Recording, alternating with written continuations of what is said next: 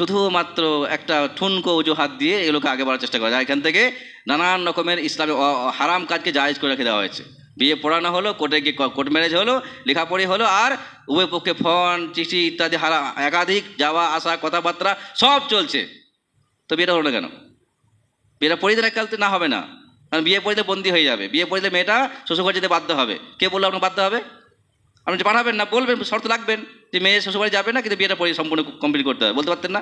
না, ওটা আমাদের সময় চলে না তো। না, এটা হচ্ছে আমাদের অবস্থা। তার মানে বিয়েকে নিয়ে শুধুমাত্র বলছি, বললাম যে ইসলামকে নিয়ে শুধু ইসলামের নাম দিয়ে একাধিক কাজ করা হয়, তখন মানুষ হাত পায় আর সেটাকে মনে হয় জায়েজ মনে করছে। এটা ভুল একটা। দ্বিতীয় দিক যেটা ছিল সেটা হচ্ছে তালাক। এটা হচ্ছে তালাক। একটা বিবাহিত মেয়ের কাছে সব থেকে জঘন্য স্বামীর পক্ষে কথা হচ্ছে তালাক। আপনি কত বড় নিষ্ঠুর হতে পারেন যে মেয়েকে সামনে বসিয়ে তার স্বামীকে বলছেন তুমি বলো তালাক তালাক তালাক। নাউযুবিল্লাহি মিন যালিক। একটা মানুষের মানবিকতা দরকার, মনুষ্যত্ব টিকিয়ে থাকা দরকার ছিল। ইসলামকে দূরে রেখে কথা বলতে পারতেন না, করছেন না। কেন করছেন আপনি এটাকে নিয়ে? ইসলাম ছেলে খেলা করা হচ্ছে, এটা ইসলাম। তো এখানে আপনাকে সেটাই করতে হবে যেটা ইসলাম শেখানো হয়েছে। 3 তালাক করিয়ে নিয়ে আপনি হারাম করলেন, আর তারপরে যখন 6 মাস পরে সেই ছেলে মেয়ে মনে হলে সম্পর্ক আসতে পারে, আমাদের ভুল সিদ্ধান্ত ছিল, তখন আপনি বলছেন না আর তো যাওয়া যাবে না, যেতে গেলে হালালা করতে হবে, যেতে গেলে আপনাকে জিনা করতে হবে, বেবিচার করতে হবে। আমি বেবিচার নামই দিচ্ছি, কারণ ইসলামে যে জায়েজ না যেটা, তার নাম বেবিচারই হবে। হালালা মানে হচ্ছে শর্ত সাপেক্ষ বিবাহ ইসলামে সম্পূর্ণ হারাম ছিল, আজও হারাম। শর্ত সাপেক্ষ বিবাহ ইসলামে জায়েজ নয়। আপনি কোনো একটা ছেলেকে রাজি করছেন, কোনো একটা মেয়েকে রাজি করছেন, আর বিয়ে করতে বাধ্য করে আবার তালাক দিতে বাধ্য করছেন, এটা শর্ত সাপেক্ষ বিবাহ, এটা ইসলামে সম্পূর্ণ হারাম। এর কোনো অস্তিত্ব ইসলামে নেই। এটা সম্পূর্ণ হারাম শুধু নয়, এর মাধ্যমে যারা থাকবে, যারা জড়াবে, সবাইকে গুনাহগার হতে হবে। সবাই বেবিচার জিনার দায়ে গুনাহগার হবে। জবাবদিহি করতে ভালো কাছে গিয়ে আপনি কোথায় পেয়েছেন? ইসলামের আপনি পেলেন কোত্থেকে? মাইয়েত হয়েছে, মৃত্যু হয়েছে, আর তার ছেলেকে বাধ্য করা হচ্ছে ঘর থেকে টাকা খরচা বার করো, টাকা বার করো, আর মানুষকে খাও, তুমি, তোমার দায়িত্ব এটা। কার দায়িত্ব কিছু বলতে পারেন? বিপদে পড়লে উনি, ওনাকে গিয়ে খাওয়াবেন না ওনার কাছ থেকে খাবেন আপনি? কোনটা করবেন? না খাওয়ালে আবার কত বদনাম, ও গ্রামটা গেলাম খাই খাওয়াতে পারলো না, উনি খেতে এসেছেন। তার মানে যদি আপনার ভোজ খেতে হয় দোকানে খান না, কে মানা করেছে আপনাকে? এটা হচ্ছে আমাদের অবস্থা। মৃত্যুকে কথা বলছি, তারপরে শুরু হলো 3 দিন, 7 দিন, 9 দিন, 1000 দিন, 12 দিন, বার্ষিকী, একের পর এক। ইসলামে এর এতটুকু ছিটে ফোটা পরিমাণ অস্তিত্ব নেই। রাসূলুল্লাহ বলছেন ইসনাউল আলে জাফর তো আমান, তোমরা জাফরের পরিবারের জন্য খাবার তৈরি করে দাও, কারণ তার মৃত্যু হয়েছে, তার মৃত্যুর জন্য পরিবারে একটা শোকের ছায়া আছে, তারা কষ্টের মধ্যে আছে, অসুবিধার মধ্যে আছে, সমস্যার মধ্যে আছে, তোমরা তাদেরকে খাওয়াও। আর এখানে আমরা খেতে এসেছি, তো খাওয়া থেকে বললো? আপনি মাইয়াকে দাফন করতে আসছেন, নেকি কামাতে আসছেন, আর সেখানে খেতে আসছেন, না খাওয়ালে আপনি বদনাম করছেন। কোন মুসলিম বলতে পারেন আপনার ইসলাম আছে আপনার কাছে? কোন ধরনের ইসলাম আপনার কাছে? এটা হচ্ছে আমাদের অবস্থা। ইসলাম এক, আমরা করছি আরেক। আমি আবার মনে করে দিচ্ছি, আপনি করছেন করেন, যদি বলেন আমাদের এটা রেওয়াজ আছে, সমস্যা করতেই পারেন, আপনি জবাব দেবেন, কিন্তু ইসলামের দোহাই দিয়ে করবেন না। ইসলামের দোহাই দিয়ে মোটেও করবেন না। ইসলাম কোরআনে আছে, হাদিসে আছে, রসুল বলেছেন, আল্লাহ বলেছেন, কোরআনে বলা হয়েছে, ইসলামে এই কথাগুলো বলবেন না। সমবেত মুসলিম ও মুসলিমা সমাজ, প্রশংসা, হামদ, সানা, স্তুতি আল্লাহ রাব্বুল আলামিনের, যার সংক্ষিপ্ত প্রশংসায় আমরা বলি আলহামদুলিল্লাহ। তারপরে পরে শান্তির ধারা বর্ষণ হোক রসুল আকরাম মুহাম্মদ সাল্লাল্লাহু আলাইহি ওয়াসাল্লামের ওপর। আল্লাহুম্মা সাল্লি আলাইহি, আল্লাহুম্মা বারিক আলাইহি।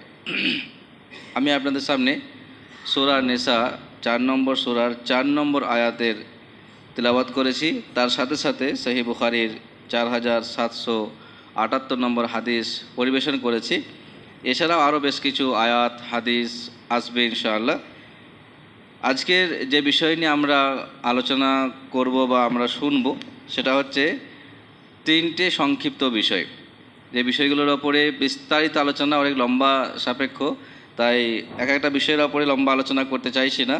সংক্ষেপে কিছু কথা উঠে আসবে আমাদের কাছে যে বিষয়গুলোর সাথে, সেটা হচ্ছে বিবাহ, 2 নম্বর তালাক, আর 3 নম্বর মৃত্যু।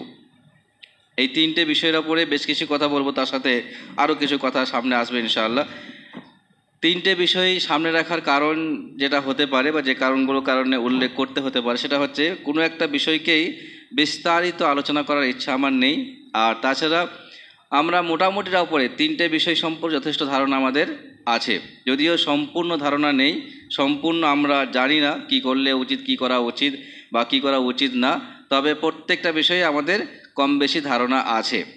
বিবাহ সম্পর্কে আমাদের ধারণা আছে যথেষ্ট আকারে, যেটা আমাদের সমাজ চলছে, প্র্যাকটিক্যালি আমরা সেটাকে দেখছি বা আমরা দিয়ে থাকি বা আমরা সে তার সামিল থাকি, অতএব ধারণা নিশ্চয়ই আছে। 2 নম্বরে তালাক আমাদের সমাজে হয় কম বেশি, হয়েছে, আগেও হয়েছে, এখন হচ্ছে, আগামীতেও হবে, হতে হবে। এটা মানুষের প্রকৃতিগত সমস্যা, কিছু করার নেই, হতেই হবে। আপনি চেষ্টা করলে রুখতে পারবেন না, চেষ্টা করলেও রুখতে পারবেন না, কারণ তালাকটা হতেই হবে। তার কারণটা পরে বলবো ইনশাআল্লাহ। আর 3 নম্বর হচ্ছে মাইয়াত, মৃত কেন্দ্রিক আলোচনা। এটা আমরা প্রত্যেকেই মানে একেবারে বাস্তবের সাথে জড়িয়ে আছি বা আমরা ভুক্তভোগী। আর তাছাড়া আমরা প্রত্যেকেই কম বেশি আত্মীয় হোক, অনাত্মীয় হোক, গ্রাম হোক, পাড়া প্রতিবেশী হোক, যাই হোক, আমরা মৃত্যুর সম্পর্কে আমাদের ধারণা আছে। সব বিষয়ে বলবো না, কিছু বিষয়ে জানতে হবে, এই জন্যেই এখন যদি আমি দুটো ভাগ করে নিই, দুটো ভাগ বলতে প্রত্যেকটা বিষয়ে দেখবেন দুটি দিক রয়েছে। এক শ্রেণী আমল যা ইসলাম সমর্থিত, ইসলাম সমর্থন করে, সেটা মানুষ করে থাকে। আর এক শ্রেণী আমল যেগুলো মানুষ ইসলামের নামে করে কিন্তু ইসলাম সমর্থন করে না, এটা সমস্যা। এখন যেটা ইসলাম সমর্থন করে তাকে আপনি ইসলামের নাম দিয়ে করেন, কোনো আপত্তি আছে? কোনো আপত্তি নেই, করতেই পারেন। কিন্তু এমন কিছু কাজ আপনি এইগুলো নাম দিয়ে করছেন, ইসলামের দোহাই দিয়ে করছেন, যার কোনো অস্তিত্ব ইসলামে না ছিল আর না বর্তমানে আছে, না কোরআনে আছে, না হাদিসে আছে, না সাহাবারা করেছেন, না তাবেঈনরা করেছেন, না মুহাদ্দিসের ফতোয়া আছে, আর নাই 4 জন ইমাম কোনো ফতোয়া দিয়ে গেছেন। তাহলে যে সকল বিষয়গুলো ইসলামের নামে করা হয়, কেন ইসলামের নাম দেওয়া হয়? কেন ইসলামের নাম এই জন্যই দেওয়া হয় যাতে করে সবাই সেখানে সাথ দেয়। কারণ মুসলিমদের একটা খুব সহজ সাধারণ একটা বিষয়, সেটা হচ্ছে যখনই কোনো বিষয়ের ওপর ইসলামের নাম জড়িয়ে পড়ে তখন মুসলিমরা আর দেখে না কম বেশি কী আছে, সাথ দেওয়ার চেষ্টা করে। যেহেতু ইসলাম আছে, মুসলিম বলছে, আলেম বলছে, মুফতি বলছে, ফতোয়া দিচ্ছেন, নিশ্চয়ই ভুল হওয়ার কথা নয়। আমি অবাক হয়ে যান বিষয় যেটা রিসেন্টলি যেটা আমাদের ওয়াকফ বোর্ডের যে একটা অশান্তি চলছে ভারতবর্ষে, এখন সম্পূর্ণ সমাধান হয়নি, তারপরে বলি, এখানে যখন স্ক্যান করে বা ইমেলের মাধ্যম দিয়ে ভোটিং করা হলো, আপনি অবাক হয়ে যাবেন যে এখানে কেউ দেখেনি কিন্তু যে আমি হানাফি, আমি শাফেঈ, আমি মালিকি, আমি হাম্বলি, আমি আরও ইত্যাদি ইত্যাদি যে নামকরণ করা আছে, দেখেছে কেউ? কেউ আলাদা জামাত ইসলাম কম বেশি করেছে? না, করেনি। সবাই কিন্তু নির্দ্বিধায়, নিঃসংকোচে, কোনো রকমের আপত্তি ছাড়াই, কোনো মন্তব্য ছাড়াই, কোনো রকমের কিন্তু না মনে করেই সবাই ওটাকে সাথ দিয়েছেন। কেন সাথ দিলেন?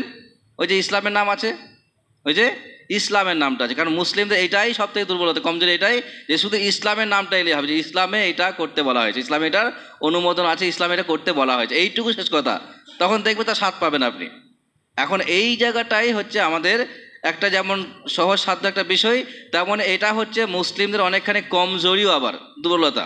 আর এই দুর্বলতাটাকেই কাজে লাগিয়ে বর্তমানে এই ইসলামের নামে একের পর এক কুসংস্কার ঢোকানো হয়েছে। সেটা একাধিক ক্ষেত্রে, আমি আবারও বলছি, আমি 3টে বিষয়ের কথা বলবো কিন্তু আজকে, সেটা বিবাহ হোক, তালাকের ক্ষেত্রে হোক, অথবা মৃত্যু কেন্দ্রিক হোক। দেখবেন একাধিক রকমের কাজ করা হয়। এখানের মানুষ যেটা জানে সেটা পাশের বাড়ি জানে না, পাশের গ্রাম যা জানা তারা অন্য জেলার লোক ছেড়ে খবর রাখে না। একাধিক বিষয় আমি এখানে আসার পরে এই মৃত্যু কেন্দ্রে যদি বলা হয় মৃত্যু বা তালাক এই সম্পর্কে বলছি আপনাকে, বেশ কিছু কথা আমার কানে এসছে বা ফতোয়া এসছে আমার কাছে জিজ্ঞাসা করার জন্য, বা এটা সমাধান কী হবে, যেগুলো আমাদের মানুষ জিজ্ঞাসা করেই না, প্রয়োজনই মনে করে না। কারণ সেটা নেই, সে প্রশ্ন করবে কেন? চুলা পড়ানি কী জিনিস প্রশ্ন হবে? চুলা পড়ানি বিদাত না সুন্নত? আপনি কী বলবেন? ব্যাখ্যা দেবেন? কোনো অস্তিত্বই তো নেই চুলা পড়ানি।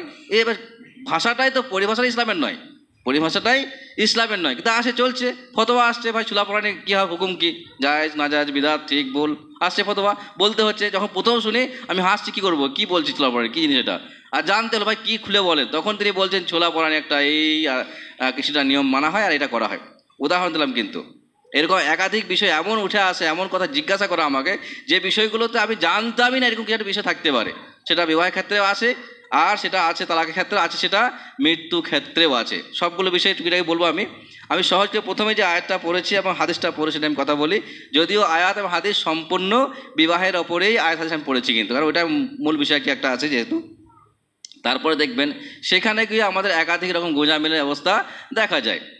বিবাহের অনুষ্ঠানে যখন যাওয়া হয় আমাদের সাধারণত যে দেখা যায় আর কি, সেখানে গিয়ে কয়েকটা সমস্যার সম্মুখীন পড়া যায়, কিন্তু দুটি সমস্যা খুব মারাত্মক হয়ে পড়ে, দুটি সমস্যা খুব মারাত্মক হয়ে যায়। আর সেই সমস্যাতে উঠে আসাটাও খুব চাপের বিষয় হয়ে পড়ে। কী হয়ে পড়ে? প্রথম যে সমস্যাটা কি, বিবাহ পড়াতে গিয়ে, এখন বিবাহ পড়াতে গিয়ে সাক্ষী, সবুত, উকিল, হাকিম, জজ, ব্যারিস্টার সবকে আনতে হবে, ঘরে হাজির করতে হবে না? জি, বিবাহের সময় হলো, এখন সবাই মিলে মাথায় টুপি শুরু করলেন, টুপি দিতে শুরু করলেন, কারণ কি মনে করছেন যে এটা একটা ইসলামিক অনুষ্ঠান আর যেখানে টুপি দেওয়াটা জরুরি। একটা দেখা দেখি যার টুপি না সে আবার নাক মুখ মোছা রুমালটাকেও মাথায় বাঁধছেন। কি বলবেন, কি ব্যাখ্যা দেওয়ার আছে? এটাই মানুষের একটা রুচি থাকা উচিত। এমন একটা কাপড় যাতে আপনি একটু আগে নাক মুছলেন, একটু আগে আপনি হাত মুছলেন, একটা জুতোও মুছলেন হয়তো আপনি সেটা দিয়ে, আর সেটাকে মাথায় বেঁধে ফেললেন। কেন? এটা ইসলাম ভালোবাসা? আপনি কি বলবেন? মাথায় টুপি আপনি দিয়ে রাখুন, এটা ভালো কথা, আমি কোনো দ্বিমত করছি, এটা আমি আপত্তি করছি না, কিন্তু আপত্তি এইখানটাই নয় যে আপনি খালি মাথায় থাকছেন না টুপি, এটা আমি কথা বলছি এই জায়গাটায় যে আপনি আপনার কেন এটা করতে হলো? যখন আপনি ঘর থেকে একেবারে সেই জায়গায় গুজে বেরিয়ে আসছেন, এত খরচা, মেকআপ খরচা করছেন, টুপিটার সাথে আনতে পারলেন না? কথা বইলাম ব্যাপারটা আমরা। টুপি ঘর থেকে পরেই আসেন, সমস্যা কোথায় আছে? আপনার চুল সুন্দর হতে পারে, আপনার চুল সুন্দর হতে পারে, সুন্দর থাক, সমস্যা নেই। একদিন তো দাওয়াত পেয়েছেন, বিয়েতে যাচ্ছেন, আপনি উকিল হবেন, আপনি জজ হবেন, হাকিম যাই হবেন না কেন, সেটা অন্য সাক্ষী হবেন, টুপির ঘর থেকে পরেই আসেন, আরও ভালো লাগবে। বা পড়লে কম টুপিটা পকেটে নিয়ে আসেন না, না ওটা উনি ভুলে গেছেন আনতে, সব ঠিক আছে, মোবাইল, চশমা, হেডফোন, ইয়ারফোন কিছু বাদ সব ঠিক আছে, তো টুপিটা ভুলে গেছেন উনি হুজুর। এখন যে ভুলে যদি ভুলে তো ছাড় থাকা যাবে। অতএব সবার সমিতির একটা মান সম্মান আছে, ইজ্জত আছে, অতএব সেই ইজ্জত থাকতে গিয়েছে তখন আর দেখছেন লুঙ্গি খুলছে না, পায়জামা দেখা দরকার নেই, লুঙ্গি খুলে মাথায় বাঁধবে এখানে এসে পাগড়ি বাঁধা করে। এটা কোন যুক্তি বোঝা মুশকিল, এটা কোন যুক্তি বোঝা মুশকিল, এটা হচ্ছে আমাদের অবস্থা। যাক, এটা একটা জাস্ট অন্য কথা, এটা আমি উদ্দেশ্য নয় আমার। বলছি কেন, এই জন্য যে ইসলামকে নিয়ে শুধুমাত্র ছেলে খেলা করা হচ্ছে, ইসলামকে নিয়ে মনমানি করা হচ্ছে, ইসলামের অস্তিত্ব দেখার চেষ্টা করা হয় না। কোথায় আপনি পেয়েছেন বলতে পারেন? কোথায়, কোন হাদিসে আপনি পেলেন যে বিবাহের মজলিসে যখন বিবাহ পড়ানো হবে তখন টুপি পরতেই হবে? কোথায় পেয়েছেন আপনি? আছে কোথাও? তো কেন আপনি এটা করতে গেলেন? দরকার ছিল কি? না দরকার ছিল। কেন করলেন? কেন? দেখা দেখি একটা ব্যাপার, সামাজিকতা ব্যাপার আছে, ইজ্জত সম্মানের ব্যাপার আছে, এটা হচ্ছে আমাদের অবস্থা। ঠিক, যাক, আর একটু পরে যে কথা বলতে গিয়ে ফিরে এলাম এখানটায়। বিবাহ অনুষ্ঠান দুটো সমস্যা, এটা মারাত্মক হয়, সেটা হচ্ছে এটাই যে প্রথমেই এসেই বিবাহ পড়ানোর সময় এখন উকিল ঠিক করা হবে, সাক্ষী যেতে হবে, কোথায় যেতে হবে? মেয়ের ঘরে যেতে হবে, মেয়ের ঘরে যেতে হবে। কি যুক্তি এখানে হয়ে আসছে? একটা যুক্তি। আর দ্বিতীয় একটা যুক্তি, আমরা দেখবো না মেয়ে রাজি আসে কি না, যুক্তি এটা। দুটো যুক্তি এখানে। কি যুক্তি? একটা হয়ে আসছে, চলে আসছে, এটাই করে, এটাই নিয়ম সিস্টেম। আর 2 নম্বরে আমরা জানবো না যে মেয়ে রাজি আছে কিনা বিয়ে দিতে। এই আল্লাহর বান্দার এতটুকু জ্ঞান নেই, যখন সে মেয়েকে বিয়ের প্রস্তাব দেওয়া হলো, তার গার্জেন বা তার দায়িত্বশীল বা বলি তাকে প্রস্তাব দিল বিবাহের জন্যে যে অমুক ছেলে আছে, এই করে এই অবস্থা আছে, সে দেখে গেল, দেখা দেখি হলো, সমস্ত আগে বেড়ে এলো, এখন ওর সন্দেহ মেটেনি কিন্তু যে মেয়ে রাজি হতে পারে না হতে পারে। এত লম্বা 6 মাস আগে বিয়ে ঠিক হয়েছে, 6 মাস আগে ডেট হয়েছে, তো একবার প্রয়োজন মনে হয় যে খবরটা নিয়ে আসি যে মেয়েটা রাজি আছে কিনা, মেয়েটা রাজি আছে কিনা খবর নেই, ঠিক বিয়ের দিনকে ওই সময় ওকে রাজি করতে হবে, দেখতে হবে যে রাজি হচ্ছে কিনা। কি যুক্তি বুঝছেন ব্যাপারটা? মানে কোনো রকম পিঠ বাঁধাতে হবে আর কি। আমি যেটা করছি, কেন করছি, দলিল তো নেই, হাদিস তো নেই, ইসলাম তো নেই, কিন্তু হচ্ছে ইসলামের নামে, হচ্ছে এটা ইসলামের দোহাই দিয়েই। তাহলে ইসলামের দোহাই দিয়ে এমন একটা কাজ চলছে, তার কোনো অস্তিত্বই ইসলামে নেই, কোনো অস্তিত্ব নেই। অথচ বলছে কি না, ওটা সাক্ষী নিতে হবে না, সই সাক্ষ্য দেখতে হবে না, আমার শুনবো না, হ্যাঁ বললো কি না। এখন হ্যাঁ বললে কি, না বললে কি? এখন হ্যাঁ বললে কি আর না বললে কি কোনো সমস্যা, কোন জায়গায় আসা যায় কি? জি না, এখন দরকারই তার নেই। মেয়ের অনুমতি নিতে হবে যখন বাবা তাকে প্রস্তাব দিচ্ছে, তোমার বিবাহ ঠিক করছি, ছেলে আসছে তোমাকে দেখতে, তুমি দেখে নিও, বা ছেলে এই করে সম্পূর্ণ আপনি বিস্তারিত বললেন, তখন যদি মেয়ে আপনার চুপ থাকে মানে রাজি আছে, যদি হ্যাঁ বলে তাও রাজি আছে, যদি কান্নাকাটি করে না বলে তাহলে রাজি নেই, এটাই স্পষ্ট না? যদি গার্জেন, যে ছেলের লোকের মনে হয় যে না মেয়েটা কম বেশি হতে পারে, রাজি নাও হতে পারে, জোর করে বিয়ে দিচ্ছে এমনটাও হতে পারে, তা আপনি খবর লাগান। আপনি ফোন করছেন, ফোনে আদান কথাবার্তা কম বেশি সবই ঠিক আছে, আর বিয়ের দিনকে খবর নিতে হবে। বিয়ে ঠিক হওয়ার পর থেকে ফোন আলাপ চলছে লম্বা চওড়া, মানে যেহেতু পারমিশন হয়ে গেছে তো না, এখন তো কোর্ট ম্যারেজ করে নিল, এখন দুজনকে ফোন দিয়ে দিল, ইচ্ছা মতো তার কথা বললো, কিন্তু তাও তো সন্দেহ মিটলো না যে মেয়েরা যাচ্ছে কিনা, তখন সন্দেহ মিটছে না এত কিছু করার পরও। তাহলে এটা আসলে সন্দেহ দূর করার জন্য নয়, নিয়ম মানা হচ্ছে, এটাই নিয়মটা কি ইসলামের? জি না, এটাই সমস্যা, যেটা আমি বলছিলাম, এটাই কথা। এই যে ইসলামের নাম দিয়ে নিয়ম মানার চেষ্টা করা হচ্ছে, ইসলাম দোহাই দিয়ে করা হচ্ছে, ইসলামে আছে নেই আপনি না বললেই শুধু একটা। আমি একাধিক কথা বলতে পারি, আমি এলাকায় একাধিক বিয়ে পড়িয়েছি, আমি জাস্ট বাস্তবটাই বলছি। আমরা বিয়ে পড়িয়েছি, এখানে কিছু বলতে যুক্তি দিতে পারলো না, জবাব দিতে পারলো না, বিয়ে রাজি হয়ে গেল, বিয়ে পড়ানো, বাড়ি থেকে ফের বিয়ে পড়িয়েছে, বাড়ি থেকে ফের আবার বিয়ে পড়ানোর ব্যবস্থা করা হয়েছে, তার মানে আমাদের সন্দেহ বিয়ে হয়নি। আপনি একটা ইসলামের দোহাই দিয়ে কথা বলবেন, একটা আবার মনে করিয়ে দিই, আপনি যখনই ইসলামের দোহাই দিয়ে ইসলামে আছে বলছেন, তখন আপনি দুটোর মধ্যে একটা বলছেন, হয় কোরআনে আছে বা আল্লাহ বলেছেন, অথবা রসুলুল্লাহ বলেছেন, কোনো একটা আপনি বলছেন। যদি আপনি আল্লাহ রসুলের মিথ্যা ঘটনা বলেন তাহলে আপনি জাহান্নামে, কিছু বলার নেই। আর যদি না এটা আল্লাহর কথা, তাহলে আরও বড় জাহান্নামে যাবেন আপনি, আর বলা কিছুই থাকছে না এখানটায়। তাহলে আপনি পৃথিবীতে যার তার নামে যাকে তাকে নিয়ে যত খুশি মিথ্যা বলেন, কেউ আপনাকে বলতে যাবেন জবাবদিহি করা নাও হতে পারে, হয়তো আল্লাহ মাফ করতেও পারেন। কিন্তু যদি আপনি ভুল করে আল্লাহর নামে, রসুলের নামে, কোরআনের নামে, হাদিসের নামে বা ইসলামের নাম দিয়ে মিথ্যা বলেন, তাহলে আপনার কিন্তু জবাবদিহি করতে হবে, এমনকি আপনার জাহান্নাম যেতে হতেও পারে। কোনো আমল কাজে লাগবে না আপনার, কোনো ঈমান আমল কাজে আসবে না যদি আপনি ইসলামের দোহাই দিয়ে মিথ্যা বলেন। তাহলে অতএব আপনি যে কথা ইসলামের নাম দিয়ে বলছেন, ইসলামে আছে, তখন আপনাকে জানতে হবে যে ইসলামে আদৌ আছে কিনা। যদি আছে তা আপনি বলেন, মানেন, কেউ কিন্তু না থাকলে আপনাকে সাবধান হতে হবে। এটা প্রথম একটা দিক। এই সমস্যা আমরা পড়ি, কিন্তু এই সমস্যা আমরা পড়তে হয় কোথায়? বিয়ের মজলিসে গিয়ে। এখন ইসলামের দোহাই দিয়ে পড়া হয়, ইসলামের দোহাই দিয়েই এইসব কাণ্ড কারখানাগুলো করা হয়। এটা একটা সংক্ষেপে বললাম যে একটা বিষয় যেটা বিবাহ সম্পর্কে আমাদের সমাজে ইসলামের নাম দিয়ে এইসব কাজগুলো করা হয়ে থাকে। ঠিক একইভাবে বিবাহের সময়কালে আমাদের সমাজে দেখা যায় রিওয়াজগুলো, যেটা গার্জেন কে হবে, ওয়ালি কে হবে। ওয়ালি মানে গার্জেন, ওয়ালি মানে গার্জেন, দায়িত্বশীল, যিনি দায়িত্ব নিয়ে বিয়ে দেবেন। এর আগে ওয়ালি নিয়ে কথা বলতে অনেকে কথা বলেছেন। তো ওয়ালি মানে হচ্ছে যে দায়িত্ব নিয়ে বিবাহটা সম্পাদন করবেন, যিনি দায়িত্বশীল থাকবে তাকে বলা হয় ওয়ালি। ওয়ালি কে হতে পারে? ওয়ালি বাপ হতে পারে, ওয়ালি বাপ হতে পারে, ওলি ছেলেও হতে পারে, ওলি ভাই হতে পারে, চাচা হতে পারে। মা হতে পারে কি? না, ওলি মা হতে পারে না। কিন্তু আমাদের অবস্থা আছে, যদি বাড়ির বাপ না থাকে, মা থাকে, তাহলে বাড়ির যারই বিয়ে হোক না কেন, ওলিকে আমার মা আছে তো। কথাটা বুঝছে আমাদের? আপনি মাকে সম্মান করেন, মাকে ভালোবাসা দেন, কেউ দ্বিমত করছেন, আপনাকে সম্মান করার অধিকার অবশ্যই রাখে, অনেক বেশি সম্মান আপনি করেন, কিন্তু ওই সম্মানটা আপনি দিতে পারবেন কি? যে না, হবে না। এই একটা আমাদের সমাজে মিস্টেক আছে কিন্তু, যে ঘরে গার্জেনকে, ঘরে গলিকে তুমি বললেন মায়ের নাম, মা আছে আমার। আপনি অন্যান্য ক্ষেত্রে দায়িত্ব নেন, কিন্তু যখনই বিবাহের কথা আসবে তখন আপনাকে ইসলামে যেটাকে অনুমোদন করে সেই রকম একজন ওয়ালিকে আপনাকে সামনে পেশ করতে হবে, রাখতে হবে।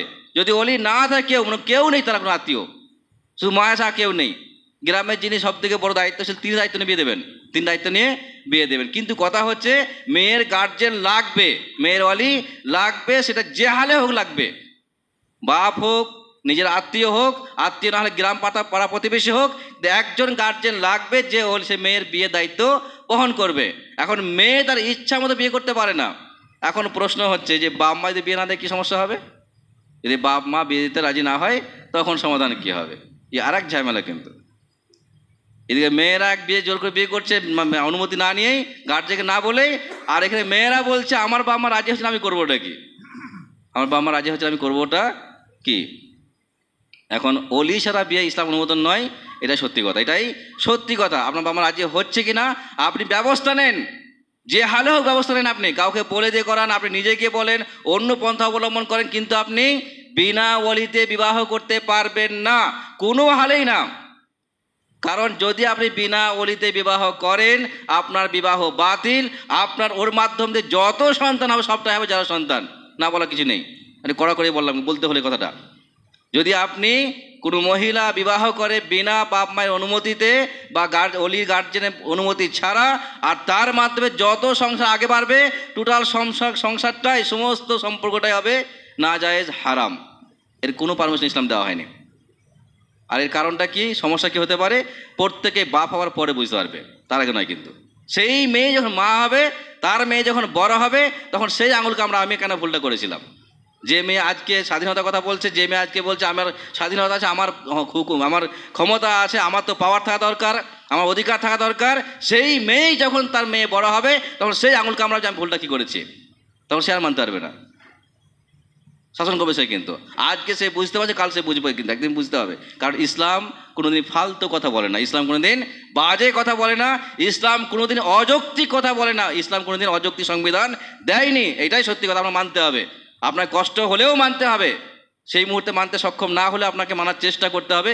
এটা ইসলাম। কারণ ইসলামের নীতি হচ্ছে যে ইসলাম কখনোই ভুল কথা বলে না। কারণ আপনার আমার চাইতে আমাদের সম্পর্কে আল্লাহ অনেক অনেক বেশি বোঝেন। যে আল্লাহ আইনটা করেছেন না, যে রসুলের মাধ্যমে আইনটা পেয়েছি আমরা, সে আল্লাহ এবং রসুল আমার আপনার সম্পর্কে আমরা যা জানি তার থেকে অনেক বেশি তাঁরা জানেন। অতএব তাদের সিদ্ধান্তকে আপনি ভুল বলতে পারেন না, তাদের আইনকে আপনি ভুল বলতে পারবেন না, ভুল দেখাতেই পারবেন না, আপনি ভুল বলা দূরের কথা দেখাতেই পারবেন না, কোনো দিক থেকে না, সম্ভাবনা নেই। এই একটা সমস্যা আছে। কিন্তু বিবাহ নিয়ে আর অনেক কথা বলতে পারি, অনেক কথা বলা আগেও হয়েছে। কিন্তু বিবাহের একাধিক অনুষ্ঠানে ভুলভাল কাজ করা, দেখা সাক্ষাৎ করতে গিয়ে সমস্যা করা, একাধিক রকমের ফোন দিয়ে ফোনালাপ করা, বিয়ে সম্পূর্ণ না করা, বিয়ে পড়িয়ে রাখা, এক ঝামেলা আছে। আবার আমার মেয়ে এখন ছোটো, আমার ছেলে এখন পড়ছে, বিয়েটা পড়িয়ে নাও, 2 বছর পরে বিয়ে পড়ানো, বিয়ে ঠিকঠাক করা হবে, মানে বিয়ে পার্সোনাল বিয়েটা হবে আর কি।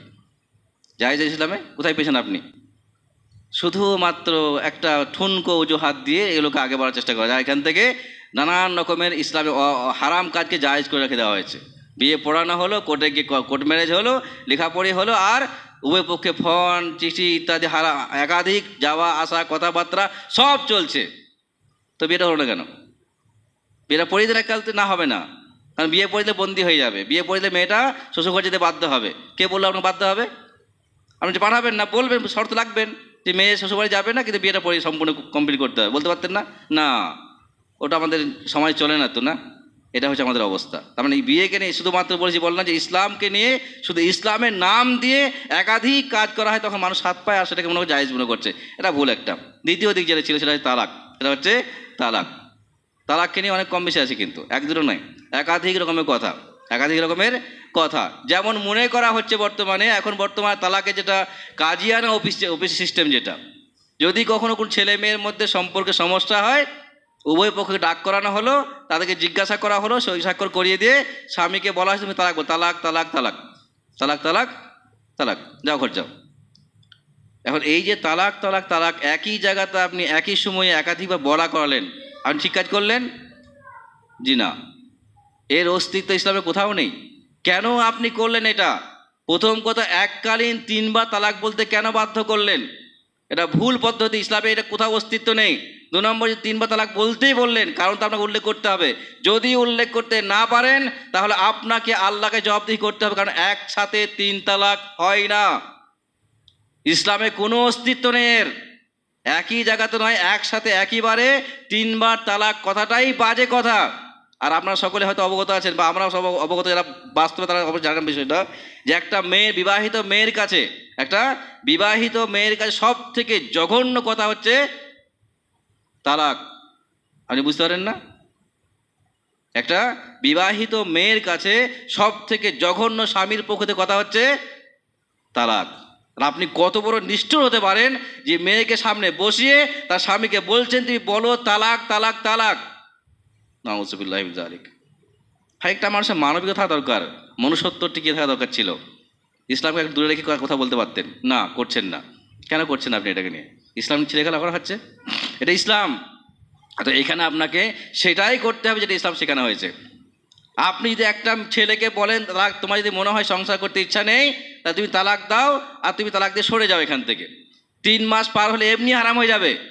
3 মাস পার হয়ে গেলে এমনি এমনি বিবাহটা নষ্ট হয়ে যাবে, বিবাহ টিকবে না। আর একবার বললেও বিবাহ টিকবে না, 3 বার বললেও বিবাহ টিকবে না। তো 3 বার বলতে বাধ্য করছেন কেন? আপনি কেন করছেন? আপনি একেবারে চিরস্থায়ী হারাম করতে চাইছেন। প্রথম কথা, পদ্ধতিটাই ভুল, কোনো অনুমতি ইসলামে নেই, একবারে এই কাজটা হয় না। ইসলাম যখন কোনো বিধান চালু করে রাখে তখন তার পিছনে যুক্তি থাকে। যদি আপনি কখনো সমাজ নিয়ে মিশেন বুঝতে পারেন বিষয়টা। কোনো একটা ছেলে মেয়ের মধ্যে বিবাহ হলো, একটা লম্বা সম্পর্ক হলো, বেশ কিছুদিন পর অশান্তি হলো, অশান্তি হয়ে মেয়ে বাড়ি চলে এলো, যেটা হয় আর কি। আর এটা বেশিরভাগ হয়ে থাকে হয়তো মায়েদের পক্ষ থেকে। যাক, মেয়েরা বাড়ি ফিরে এলো, এখন কী হলো, ডিভোর্স করিয়ে নাও। কখন? সেই মুহূর্তে আমি ডিভোর্স করে দেখেন কী সমস্যাটা হবে। আবার দেখবেন 15-20 দিন পর, 1 মাস পর, 2 মাস পর দেখবেন আবার ওদের মধ্যে একটা সম্পর্ক গড়ে উঠছে। আপনি কি জবাব দেবেন? আপনি এই যে কোর্টে নিয়ে গিয়ে, ম্যারেজ অফিসে নিয়ে গিয়ে আপনি একদম এক চান্সে 3 তালাক দিয়ে সই স্বাক্ষর করিয়ে বলে তালাক হয়ে গেল, যদি 2 মাস পরে ওদের মধ্যে সম্পর্ক ফিরে, আপনি কী জবাব দেবেন? আছে কোনো জবাব আপনার কাছে? তখন আপনি ফতোয়া দেবেন হালালা করো। নাউযুবিল্লাহ, আস্তাগফিরুল্লাহ। ভুল আপনি করছেন, আবার হারাম কাজ করতে বাধ্য করছেন ওই ছেলেকে বা মেয়েকে। কেন বলতে পারেন? যখন আপনি ভুল সিদ্ধান্ত নেবেন, যখন আপনি ভুল ফতোয়া দেবেন, তার দায় আপনাকেই নিতে হবে। আর তার জন্য যতগুলো হারাম সম্পর্ক হবে সবটার দায়িত্ব আপনাকে নিতে হবে। হালালার মাধ্যমে যতগুলো ছেলে মেয়ে জড়িত আছে সবাই হারাম বেবিচার করেছে, সবাই বেবিচার করেছে, আর সবাই বেবিচার করছে, আর করছে ইসলামের দোহাই দিয়ে। তার থেকে মাত্র বেশি এইটা, সে বেবিচার করছে গুনাহ কাজ, আল্লাহ মাফ করবেন হয়তো, জিনা করছে গুনাহের কাজ, আল্লাহ মাফ করবেন হয়তো, কিন্তু আপনি যে ইসলামের দোহাই দিয়ে জিনা করাচ্ছেন, লজ্জা লাগে না আপনাকে?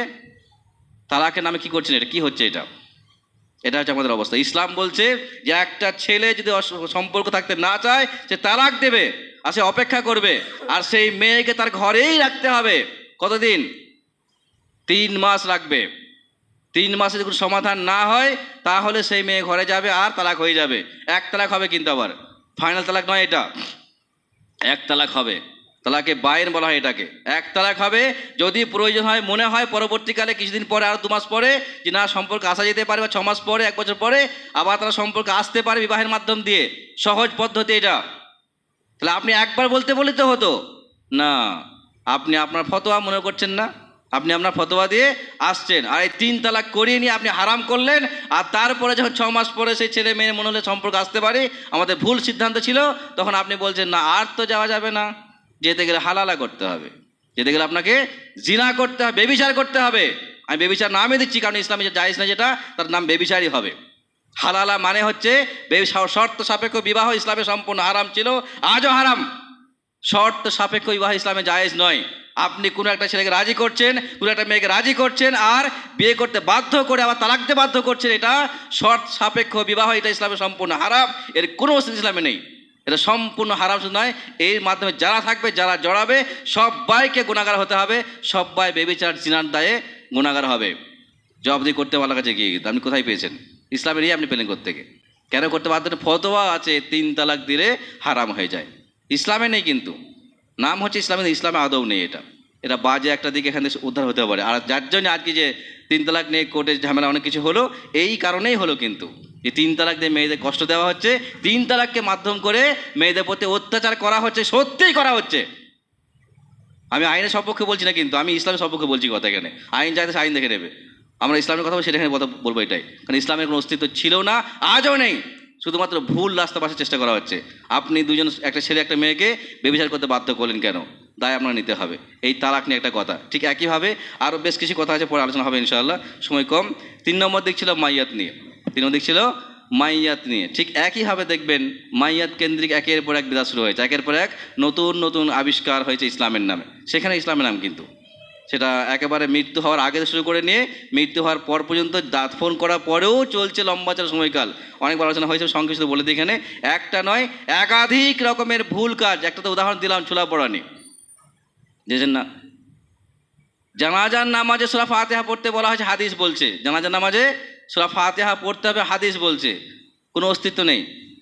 জানাজার নামাজটা দোয়া, ওখানে সূরা ফাতিহা পড়া যায় নাকি? আবার ফতোয়া, জানাজার নামাজটা দোয়া, ওখানে সূরা ফাতিহা পড়া যায়? ওখানে সূরা ফাতিহা পড়া যাবে না। কি পড়া হচ্ছে? সুবহানাকে পড়ে শেষ করা হচ্ছে। আর কবরস্থানে গিয়ে কোরআন তেলাওয়াত ইসলামে হারাম করা হয়েছে। আপনি কবরস্থানে গিয়ে বলছেন কোরআন পড়ো, সূরা ফাতিহা পড়ো, সূরা ইখলাস পড়ো, সূরা ফালাক পড়ো, সূরা নাস পড়ো। নতুন কাজ শুরু করে দেখছেন না? এক আছে ইসলামে, এক করছি আমরা। কি মনে হচ্ছে আপনাকে যে আপনি বললে ইসলাম হয়ে যাবে? আমি আবার মনে করে দিচ্ছি যে আপনি ফতোয়া দেন, আপনি ফতোয়া আছে বলেন, আমার ফতোয়া বলেন, আমার মত বলেন, কোনো আপত্তি কেউ করবেন, আপনাকে কেউ দায়ী করবেন। কিন্তু যদি আপনি ইসলামে আছে বলে কথা বলেন, তার মানে কোরআনে আছে অথবা হাদিসে আছে, আর এটা যদি মতলব এটা হয়, তাহলে আপনাকে কিয়ামতের দিনে আল্লাহর সামনে দাঁড়াতে হবে। আল্লাহ কিন্তু আপনাকে ধরবে, কোথায় তোমার কোরআন ছিল বলে দেখাও, তুমি কোরআনে তুমি দেখাও, হাদিসে কোথায় আছে, কোথায় রসুল বলে কবরস্থানে গিয়ে কোরআন তেলাওয়াত করতে হবে। তিনি মানা করলেন কোরআন তেলাওয়াত করতে, তুমি কেন করলে? কেন বলবেন তো? তিনি সহিহ বুখারী হাদিসে বলে জানাজার নামাজে সূরা ফাতিহা পড়তে বললেন কেন? বলবেন না আল্লাহ?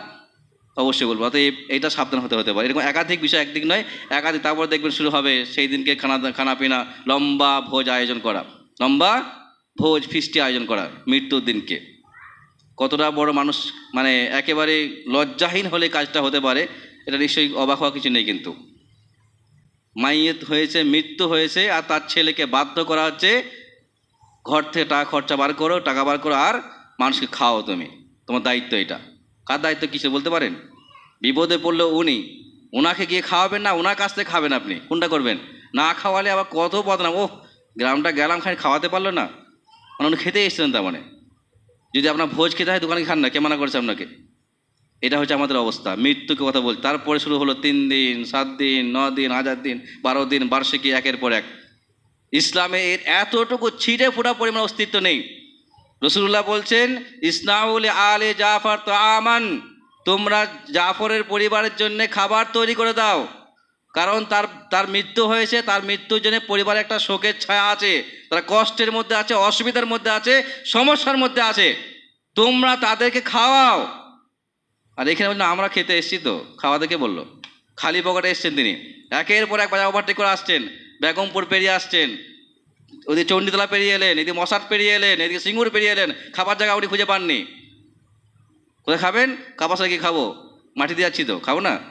আস্তাগফিরুল্লাহ, নাউযুবিল্লাহি মিন যালিক। কত বড় মানুষ নির্লজ্জ হলে, কত বড় মানুষ লজ্জাহীন হলে এই কথাটা বলতে পারে? আপনি মাইয়াকে দাফন করতে আসছেন, নেকি কামাতে আসছেন, আর সেখানে আপনি খেতে আসছেন। না খাওয়ালে আপনি বদনাম করছেন। কোন মুসলিম বলতে পারেন আপনার ইসলাম আছে আপনার কাছে? কোন ধরনের ইসলাম আপনার কাছে? এটা হচ্ছে আমাদের অবস্থা। ইসলাম এক, আমরা করছি আরেক। আমি আবার মনে করে দিচ্ছি, আপনি করছেন করেন, যদি বলেন আমাদের এটা রেওয়াজ আছে, সমস্যা নেই, করতেই পারেন, আপনি আলাদা জবাব দেবেন, কিন্তু ইসলামের দোহাই দিয়ে করবেন না। ইসলামের দোহাই দিয়ে মোটেও করবেন না। ইসলাম কোরআনে আছে, হাদিসে আছে, রসুল বলেছেন, আল্লাহ বলেছেন, কোরআনে বলা হয়েছে, ইসলাম এই কথাগুলো বলবেন না। আপনি ফতোয়া দেন যত পারেন, অনেক ফতোয়া চলছে, হারাম ফতোয়া চলছে, সমস্যা কিছু না, দেন, কিন্তু ইসলামের নামে, রসুলের নামে, আল্লাহর নামে ফতোয়া দেবেন না। কারণ আপনি দেন, আপনাকে জবাবদিহি করতে হবে। শুধু জবাবদিহি নয়, আপনার একটা ফতোয়ার জন্য আপনাকে জাহান্নামে যেতে হতে পারে। আমি জাহান্নামে বলছি না কিন্তু, কারণ রাসূলুল্লাহ বলছেন, মান কাযিবা আলাইয়া মুতাআম্মাদান ফালইয়াতাবাওয়া মাকআদাহু মিনান নার। যে ব্যক্তি আমার নামে ইচ্ছা করে একটা বানিয়ে কথা বললো, আমার যেটা নয়, সে যেন তার ঠিকানা জাহান্নাম বানিয়ে নেয়। আমি বললাম কথাটা, রাসূলুল্লাহ বলে গেছেন, আমার নামে মিথ্যা বললে তাকে জাহান্নামে যেতে হবে। অতএব সাবধান থাকতে হতে পারে। আল্লাহ দোয়া করি, আল্লাহ সকলকেই সমস্ত রকমের ইসলাম বিরোধী কাজ থেকে রক্ষা করেন এবং সব রকমের ইসলামের কাজ বেশি বেশি করার তৌফিক দান করুন। আমিন।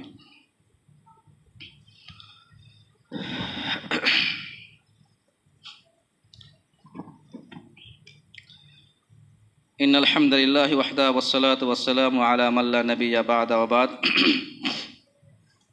ফাকাদ ক্বালা রাসূলুল্লাহ সাল্লাল্লাহু আলাইহি ওয়াসাল্লাম, ইয়া মা'শারাশ শাবাব মান ইসতাতা'a মিনকুমুল বা'a ফালইয়াতাজাওয়াজ ফাইন্নাহু আগায্যু লিল বাসার ওয়া আহসানু লিল ফারাজ ওয়া মান লাম ইয়াস্তাতি ফাআলাইহি বিস-সাওম ফাইন্নাহু লাহু বিজা। হাদিসটা মানে করে, যদি হাদিসটা এই প্রসঙ্গে নয়, বিবাহ প্রসঙ্গে হাদিসটা ছিল, হাদিসটা পড়েছি বলে মানে করে দিই, তার সুবিধা হবে। রাসূলুল্লাহ বললেন, ইয়া মা'শারাশ শাবাব, হে যুব সম্প্রদায়, মান ইসতাতা'a মিনকুমুল বা'a, যারা তোমাদের মধ্যে বিবাহের ক্ষমতা রাখে, ফালইয়াতাজাওয়াজ, সে অবশ্যই বিবাহ করে, ফাইন্নাহু আগায্যু লিল বাসার, কারণ এটা হচ্ছে মানুষের চোখকে সংযম রাখে, ওয়া আহসানু লিল ফারাজ, আর এটাকে যৌনাঙ্গকে কন্ট্রোল রাখে, ওয়া মান লাম ইয়াস্তাতি, আর যে ব্যক্তি এটা ক্ষমতা রাখে না, ফাআলাইহি বিস-সাওম, সে যেন রোজা রাখে, ফাইন্নাহু লাহু বিজা, এটা ওর জন্য উপকার হবে। আরও একাধিক কথা, যাক, এটা একটা হাদিস ছিল। এখান থেকে একটা স্পষ্ট বার্তা, যেটা রাসূলুল্লাহ সাল্লাল্লাহু আলাইহি ওয়াসাল্লাম মুসলিম সমাজকে পাপ মুক্ত রাখার জন্যে, সমাজটাকে পাপ মুক্ত রাখার জন্যে, সমাজটাকে মানে পাপে ভরে যাওয়াতে রক্ষা করার জন্য, এটা হচ্ছে স্পষ্ট বার্তা একটা। যদি আপনার ক্ষমতা থাকে বিবাহের, আপনি অবশ্যই বিবাহ করেন, যাতে করে আপনার মাধ্যমে কোনো রকমের অশান্তিপূর্ণ পাপের কাজ হওয়ার সম্ভাবনা না থাকে, বা আপনার জন্য কোনো সমাজে সমস্যা তৈরি না হয়। এটা হচ্ছে একটা স্পষ্ট বার্তা। যাক, রাসূলের বার্তা ছিল এটা, অবশ্যই এটা পরে কথা হবে ইনশাআল্লাহ। তো সংক্ষেপে আলোচনা বলি যে, আল্লাহ যেন আমাদের সকলকেই ইসলামের প্রত্যেকটা বিষয় জানার তৌফিক দিন, মানার তৌফিক দিন, সেগুলোকে বাস্তবে মানুষকে বলার তৌফিক দিন, এবং সেইভাবে আমাদেরকে সারা জীবন চলার তৌফিক দান করুন। আমিন। এবং ইসলাম বিরোধী সমস্ত কাজ, কথা থেকে আমাদেরকে আল্লাহ রক্ষা করুন, এবং আমাদের সকলকেই পাক্কা সাচ্চা মুসলিম হয়ে পরকালে জান্নাতি হওয়ার তৌফিক দান করুন। আমিন। আসসালামু আলাইকুম রহমতুল্লাহ।